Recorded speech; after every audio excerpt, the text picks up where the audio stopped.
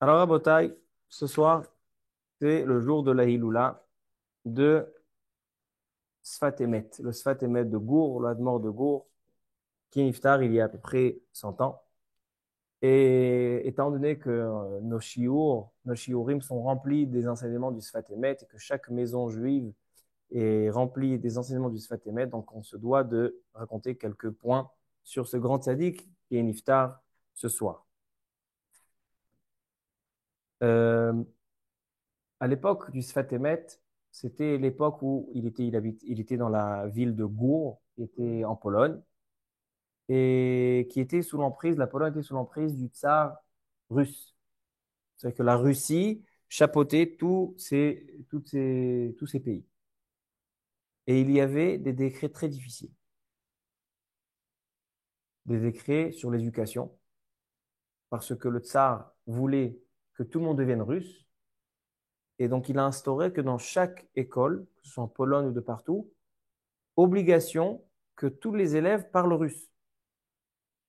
Maintenant, pourquoi ça compliquait les choses? Parce que dans les écoles juives, où il y avait les juifs, alors donc les profs ne savaient pas parler le russe. C'est-à-dire qu'il fallait prendre un autre prof, un prof qui était goy. Et ça veut dire qu'en fait, tous les enseignements de Torah, ils s'en vont. L'éducation juive ne pourra pas être perpétuée. Et le Sfat Emet était un combattant pour l'éducation. Ainsi, le tsar russe a décrété qu'il fallait que tout le monde vienne à l'armée. Ainsi les Juifs de Pologne.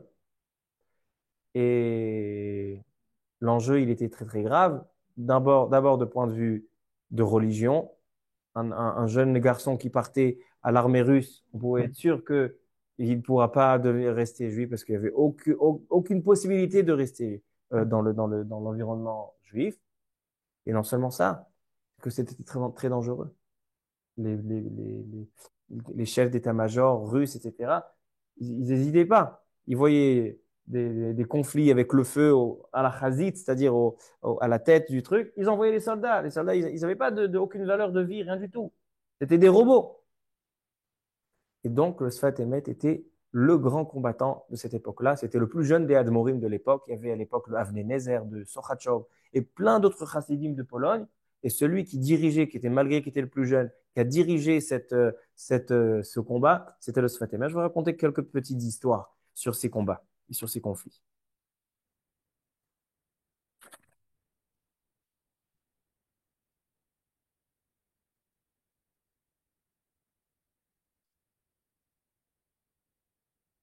Un jour, il y a un de ses chassidim, de ses élèves, qui est venu et lui a dit, Kvod Arav, Sfat Emet, je suis obligé d'aller à l'armée, je suis obligé. Et donc, le Sfatemet, qui était Bemsirut Nefesh pour l'âme Israël, s'est mis à pleurer avec lui et lui donner des conseils et lui a dit, apprends les Mishnayot par cœur et tout le temps récite les Mishnayot et il lui a donné des enseignements de Moussa pour tenir, etc. Et il lui a dit une fois, hein, un des chassidim, il lui a dit, apprends la Mila, apprends à faire, être Moël, savoir faire la Brit Mila. Tous les chassidim, ils étaient très, très étonnés. Pourquoi tu lui as demandé d'apprendre la Brit Mila? Alors il lui dit, tu verras. Par la suite, tu verras. Quelques mois plus tard, l'un des Mefakdim, c'est-à-dire l'un des des généraux de l'armée russe, c'était un juif. Et il a eu un petit garçon. Donc, ils avaient besoin d'un Moël. Et ce jeune Khayal, ce jeune soldat, il s'est proposé, il a dit, moi j'ai appris la Mila.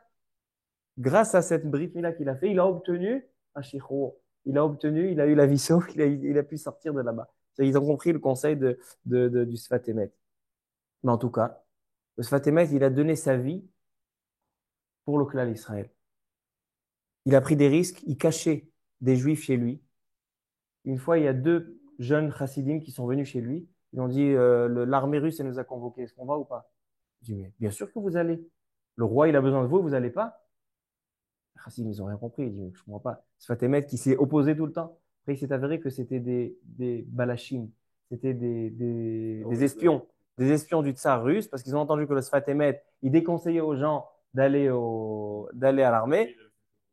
des choses extraordinaires, et il est niftar à cause de ça. La ptira du Sfat Emet, il n'a pas tenu. Il y avait tellement de tsarot dans l'âme Israël qui prenaient les. Il ne dormait pas. Toute cette période-là, où il y avait des chassidim à lui ou des chassidim qui allaient à l'armée russe, il ne dormait pas sur un lit, il dormait sur son habit par terre. Et sa femme a témoigné que cet habit-là était complètement imbibé de larmes qui pleurent. Et il est niftar de ça. Il a une petite maladie très rapide, il est niftar. Et de ça, il est niftar en un état Feresh Samechet. C'était le summum du conflit avec le tsar russe. Mais en tout cas, il est bien resté vivant. Parce qu'aujourd'hui, 100 ans après, plus de 120 ans après son départ, après son décès, sa Torah est entendue dans les Beth Midrashot. C'est l'un des livres les plus célèbres de toute la Chassidoute. Il y a plein de livres de Chassidoute. Le livre Sfat Emet, l'un des livres les plus célèbres, alors Srutot Hagen Alenu, dans Kol Israël, et qu'on a le mérite d'apprendre à quel point on doit avoir de Messirut Nefesh pour le peuple juif. Se donner pour le peuple juif, pas vivre pour soi-même, pas se construire ses propres bonnes conditions, de donner sa vie pour le peuple juif. Baruch Adonai Le'olam, Amen ve Amen.